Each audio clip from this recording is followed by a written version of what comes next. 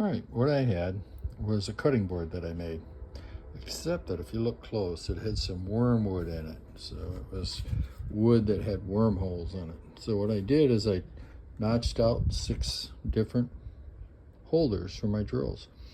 And I screwed a board under the side and put some pocket holes so that when I go into my shed, if we go slowly so you don't get vertigo, this with the pocket holes will screw right up underneath that shelf.